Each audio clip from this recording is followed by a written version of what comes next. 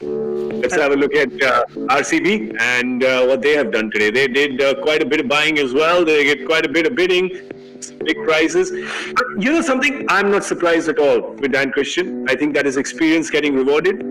We've seen what he did at the Big Bash. He was just turning games on a dime. He really was. So I don't know. Some people were expressing a bit of surprise on Dan Christian. Not as surprising as that $1 million check that he got from Deccan Chargers. I remember that was a surprise. This one, I feel no surprise. Yes, he's 37, but he brings a lot of guile and experience. I mean, the people like Pat Cummins and Jai Richardson are just tapping on the shoulder and saying, "You were excited about $1 million." I know, because they do. Correct.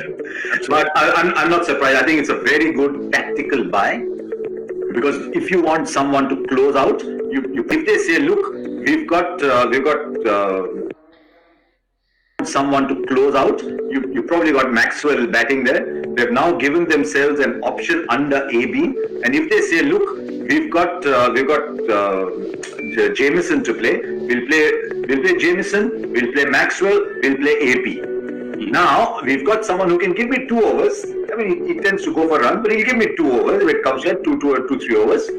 But he'll finish. No game is over till Christian has finished batting. And he doesn't only do that in Australia. He wins wherever he goes. He goes to England. He plays there. He wins titles there. So he knows what it is to win titles. I think it's a very good tactical buy, because it says, look, if I can find if AB agrees to keep, I can find someone to open with Padikkal. You know what? I can keep him as this very dangerous floater at number 6. So I've got Maxwell maybe at 5, Christian at 6, Washington at 7. So now my side is looking a lot better.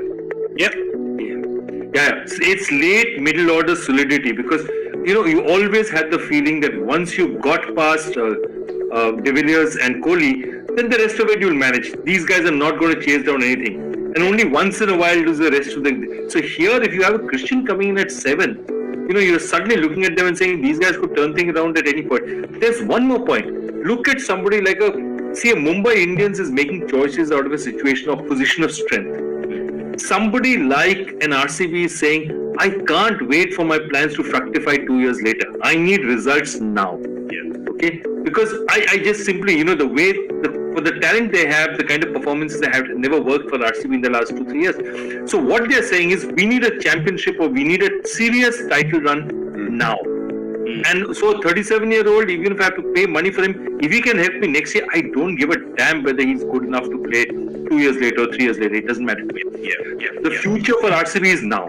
And that's also, you see the way they've picked, it reflects in their decision making. Let's look at this lineup. You've got Jamieson, Siraj, Chahal, and Washington Sundar. You've got 5 bowlers there already. You can get 2 from Dan Christian, and you can get 2 from Maxwell. So you're now going in with 7 bowling options. You've got Maxwell and Christian. All you need in this team now is, if you can get AB to keep wickets, you just need someone to either open the batting with the other Padikkal, or if Virat Kohli says, right, I'm opening the batting this year, you just need someone to bat at 3. So you've got AB, Maxwell, Christian, Sundar, Washington to finish in that order. It's starting to look very good. And the top order, if they can find another top order batsman, maybe they'll just say to Mohammad Azharuddin. Yeah, I was just thinking, put Mohammad Azharuddin in. We've got a team of 10, which is what every franchise dreams of having. Yeah. Team of 10. And they tell Azharuddin, look, you get out, doesn't matter.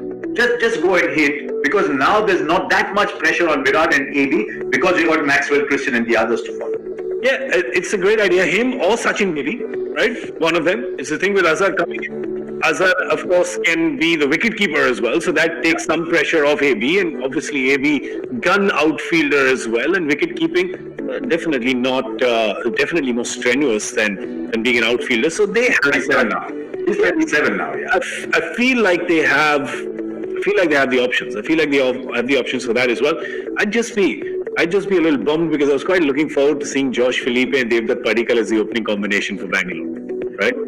Yeah. I mean, that would have been fantastic. And they can still do that. They can still do that, and Ted Christian just hang around for a while. We'll find somebody else. But now look what happens.